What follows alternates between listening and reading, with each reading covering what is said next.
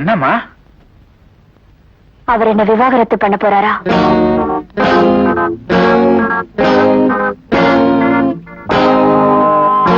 ஒரு பொண்ணு புருஷனோட எல்லா சுகதுக்கத்திலையும் பங்கெடுத்துக்கிறா. அவளுக்கும் சில ஆசைகள் உண்டு. அதை நிறைவேற்றி வைக்காத புருஷனோட வாழ்ந்தா என்ன, விட்டுட்டு தனியா இருந்தா என்ன? கமலா, இப்படி எல்லாம் பேசாதம்மா. இங்க பாருமா, நான் சமாதானப்படுத்தி வைக்கிறேன். நீ வாழ வேண்டிய வயசுமா. நான் வாழத்தான் போறேன். அப்பா, இப்ப நான் உங்களுக்கு ஒரு கேஸ் கொடுக்க போறேன்.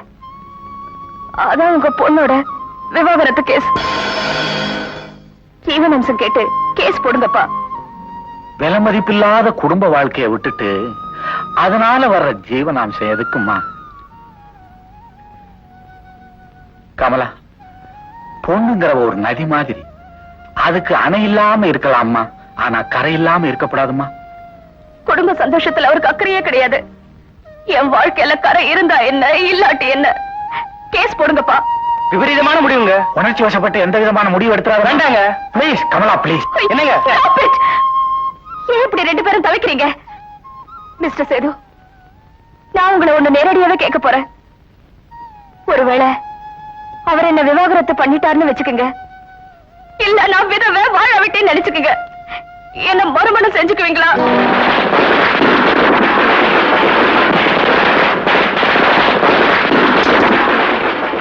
ஏண்டா கமலாவை விவாகரத்தா பண்ண போற? என்ன நெஞ்செழுத்தண்டா உனக்கு? அவ என்னடா தப்பு பண்ணா? நான் மட்டும் என்ன தப்பு பண்ண? செய்யறதெல்லாம் செஞ்சுபிட்டு என்ன தப்பு பண்ண நான் கேக்குறேன். நான் தாண்டா தப்பு பண்ணிட்டேன். உன்னை படிக்க வச்சு ஆளாக்கினேனே, அது ஏன் தப்புடா? தலையில தட்டி வளர்க்காம தாய் தகப்ப இல்லாத பிள்ளையாச்சேன்னு தடவி தடவி வளர்த்தேன் பாரு, அது ஏன் தப்புடா? ஏன் தப்பு?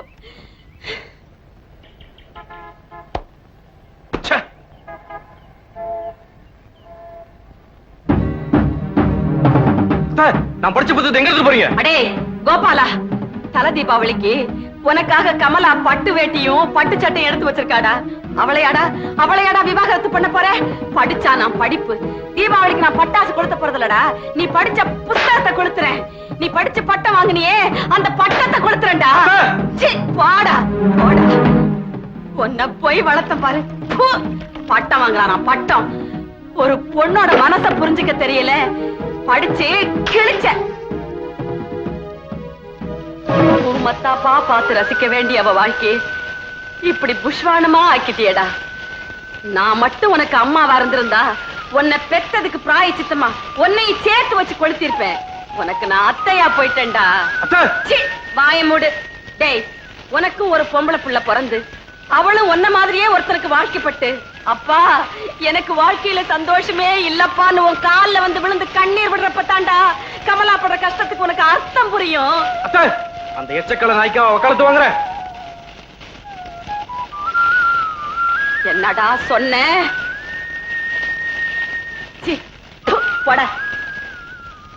டேய், இந்த அக்னி சாட்சியா சொல்றேன்டா, நீ மட்டும் கமலாவை விவாகரத்து பண்ணுன, அடுத்த நிமிஷமே அவளுக்கு நான் மாப்பிள்ள பாப்பண்டா.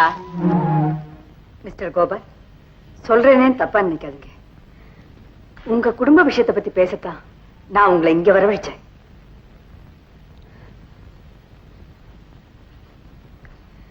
நீங்க தலை குனியறத பார்த்தா தப்பு உங்க பக்கம் தான் இருக்குதுன்னு தோணுது.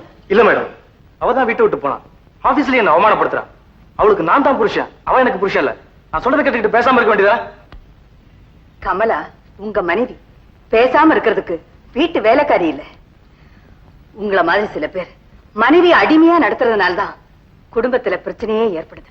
மேடம், ஒரு நாள் சினிமா டிராமாங்கிறா, இன்னொரு நாள் மல்லிப்பு கேட்கிறா, அப்புறம் என்னடா குழந்தை வேணுங்கிறா. இதுக்கெல்லாம் என் சம்பளம் கட்டுப்படி ஆகுமா? குடும்ப சந்தோஷங்கிறது வெறும் சம்பளத்தினால மட்டும் வர்றதில்ல, மனைவி மேல காட்டுற அன்புலதான் இருக்கு. அந்த அன்புங்கிறது சின்ன விஷயம்தான், ஆனா அந்த சின்ன சின்ன விஷயத்துலதான் பெரிய பெரிய சந்தோஷமே அடங்கியிருக்கு. உங்களுக்கு ஒரு விஷயம் தெரியுமா? யாராவது வரதட்சணை கேட்டா சட்டப்படி பிடிச்சு உள்ள தள்ளிடுவாங்களாம். நீங்க கூட ஏதோ கேட்டதா கேள்விப்பட்டேன்.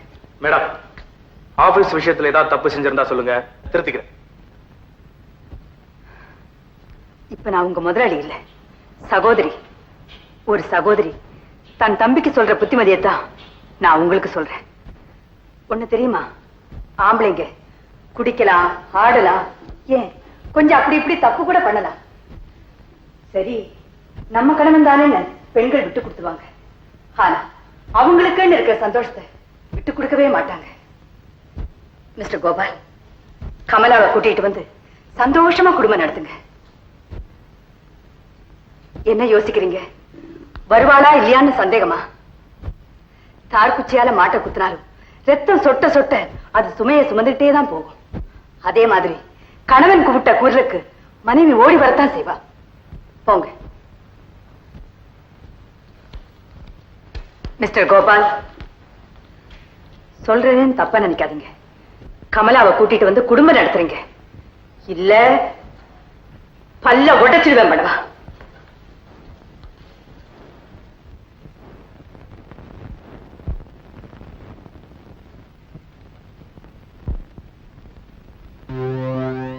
என்னடி கையில போட்டலாம்? சேதுவுக்கு தீபாவளி துணி வாங்கிட்டு போறியா? சொந்தமாவும் சன்னியாசி வீட்டு விட்டு விரட்டி விட்டு சேதுவோட குடும்பம் நடத்துறியாமே? ஊரே பேசிக்குது. ஆமா, சேது உன் வீட்டுக்கு தான் வாடகை கொடுக்கறது இல்ல, உனக்காவது ஏதாச்சும் கொடுக்கறானா? உன்னை என்னைக்காவது ஒரு நாள் அனுபவிக்காம விட மாட்டேனே. காலாகாலத்துல நீ என்ன கல்யாணம் பண்ணிட்டு இருந்தா அவன் இப்படி கேட்டிருப்பானா? அவன் கேட்டாங்கிறதுக்காக அவசரமா கல்யாணம் பண்ணிக்க முடியுமா? அவசரமா? உனக்கு இதை விட நிதானம் வேணுமா? எத்தனை மாசமா உனக்கு கல்யாணம் பண்ணிக்கணும்னு நான் தவிச்சிட்டு இருக்கேன். நீ என்னடானா சாதாரணமா ஒரு நாளைக்கு ஒரு காரணம் சொல்ற. எப்பயா என் கழுத்துல தாலி கட்ட போற? பதில் சொல்லியா? யோ, வெக்கத்தை விட்டு ஒரு பொண்ணு சொல்லக்கூடாது சொல்ற.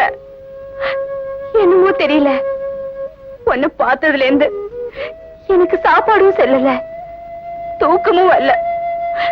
உன்னை பொறுத்த வரைக்கும் என்னைக்கோ நான் மனசால கெட்டு போயிட்டேன்.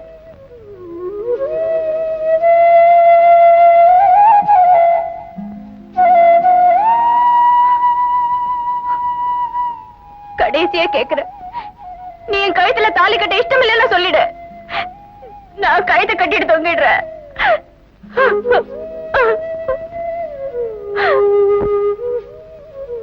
என்னங்க அடுப்புல ஈர வரகா? ஒரே போச்சலா இருக்கு. ஆமாயா, உன் நெஞ்சில இல்லாத ஈரம் என் வீட்டு விறகுலையாவது இருக்க. நீ எல்லாம் ஒரு மனுஷன் உங்ககிட்ட வந்து கேட்ட பாரு. வாயா. தம்பி, இந்த கடிகாரத்தை காதல் பாய் கடையில ரிப்பேருக்கு கொடுத்தாமே, அதுல மெயின் சுருங்கிய போட்டுத்தான். சுருங்கிய மாத்துறத விட வாட்சிய மாத்துறது தான் நல்லதுன்னு சொன்னாரு. ஒருவேளை அவர் என்ன விவாகரத்து பண்ணிட்டாருன்னு வச்சுக்கோங்க, இல்ல நான் வாழா வெட்டி விதவேன்னு நினைச்சுக்கோங்க, என்ன நீங்க ரெண்டாவது கல்யாணம் பண்ணிக்க தயாரா? என்ன தம்பி, என்ன யோசனை?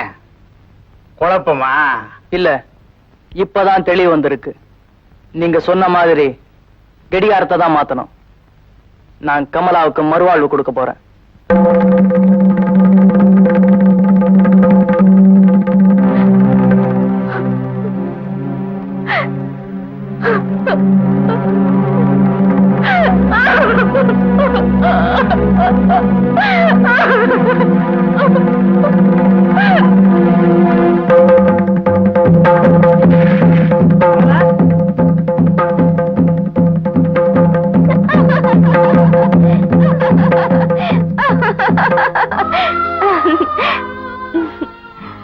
வேண்டாம் வேண்டாம், ஒரே மண்ணு தூக்கி போட்டுடு, இதை சாப்பிடு. ஐயோ, ஒரு கேக் விலை ₹1.75. ஒரு நாளைக்கு ₹1.75. 30 நாளைக்கு 52 ரூபாய் 50 காசு. இனிமே நமக்குள்ள இருக்கிற ஒரே கணக்கு சந்தோஷம் தான். ஹலோ மிஸ்டர் சேது, வாங்க வாங்க. நேரம் தெரியாம வந்துட்டேன், என்ன மன்னிச்சிருங்க. என்ன பாக்குறீங்க? எரிமலையா இருந்தனா இவர் வந்து என் முன்னாடி நின்னதும் பனிமலையா உருகிட்டேன்னு ஆச்சரியப்படுறீங்களா? அதான் பெண்களோட பலவீனம். ஆமா மிஸ்டர் சேது, உங்களை பத்தி கமலா என்கிட்ட எல்லாத்தையுமே சொல்லிட்டா. எப்படியோ யார் எழுத்து வந்து தேர் புறப்பட்டுருச்சு. எனக்கு சந்தோஷம் தான். எங்க வாழ்க்கையில சந்தோஷம் அடையிற நீங்க உங்க வாழ்க்கையிலேயே சந்தோஷம் அடைய வேண்டாமா? தங்கம் உங்களுக்காகவே காத்துட்டு இருக்காளே, அது உங்களுக்கு புரியலையா? பொழைக்க வழி இல்லாம வந்தீங்க, உங்களுக்கு தங்கம் இடம் கொடுத்தா அந்த தங்கமான மனச ஏன் நோகடிக்கிறீங்க? புருஷனுக்கு ஒரு கஷ்டம்னா கூட தன் நகைகளை கழட்டி கொடுக்க மாட்டேன்னு சொல்ற இந்த உலகத்துல நீங்க கடை வச்சு பொழைக்கிறதுக்காக அவ நகைகள் எல்லாம் கழட்டி கொடுத்தாளே, அது ஏன் உங்களுக்கு புரியலையா? இல்ல புரியாத மாதிரி நடிக்கிறீங்களா? தங்கம் இன்னமும் உங்களை நம்புறா, உங்களுக்காக பிரார்த்தனை செய்யறா. போயிட்டு வாயா, அந்த சூரக்குடி அம்மா அருளால இனிமே உனக்கு எல்லாம் நல்லபடியா நடக்கும். நீங்க தான் அவ புருஷன்னு எப்பவோ முடிவு பண்ணிட்டா. கல்யாண பிரார்த்தனை செஞ்சுக்கிட்டு துட்டு முடிஞ்ச அவ உங்க வாழ்க்கையில எடுத்துக்கிட்ட அக்கறைக்கு நீங்க நன்றி சொல்லணும்னு நினைச்சா அவளை கல்யாணம் பண்ணிக்கங்க. அதுக்கான கடைசி சந்தர்ப்பம் இதுதான். இதையும் நீங்க நழுவ விட்டுட்டா அவ பணத்தை கட்டிட்டு தான் அழணும்.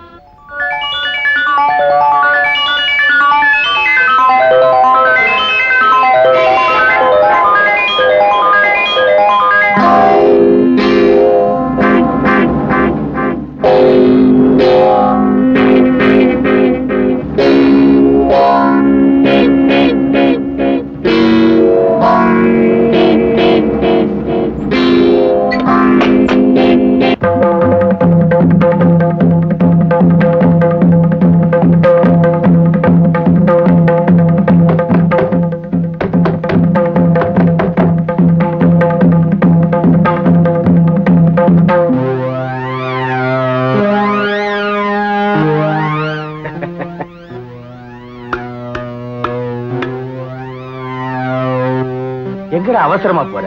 தங்கத்துக்கு தாலி கட்டவா? ஆமாடா, தாலிய பாக்கணுமா? அந்த தாலி என்கிட்ட குடுறா. இன்னைக்கு ஒரு நாள் மட்டும் அவளை மனைவியா அனுபவிச்சுக்கிறேன். நாளைக்கு வேணும்னா நீ வேற தாலி கட்டிக்க. மரியாதையா சொல்றேன், வழிய விட்டுருங்க.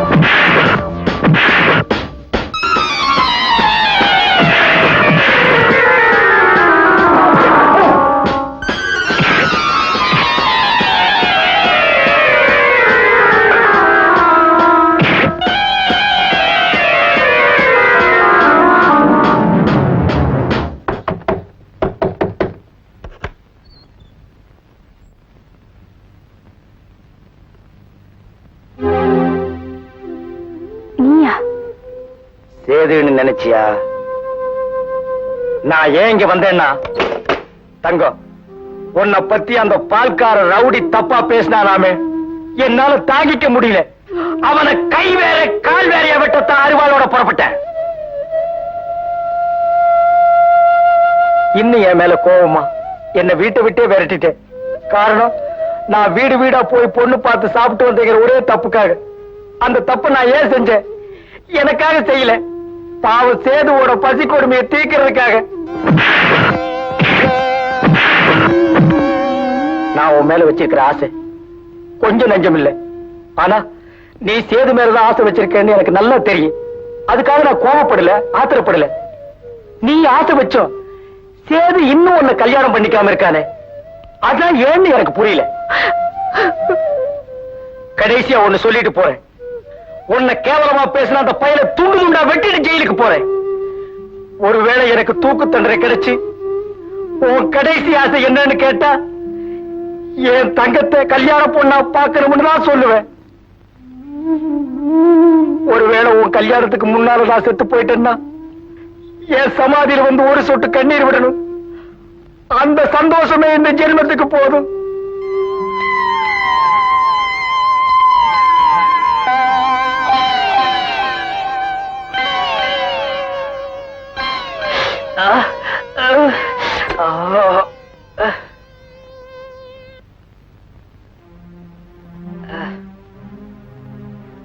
சொல்லியா சொல்லியா எப்ப என் கழுத்துல தாலி கட்ட போற?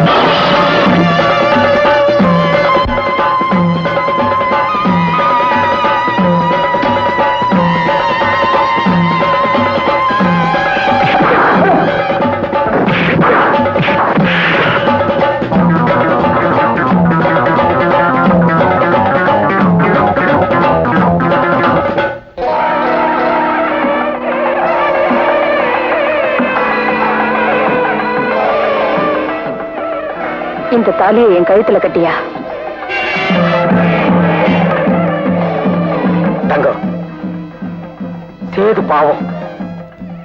இத்தனை நாள் அந்த மனுஷனை நம்பிட்டு இருந்தேன். அது வெறும் பகல் கனவுன்னு இன்னைக்குதான் புரிஞ்சுக்கிட்டேன். தாலியை கட்டு. கட்டியா?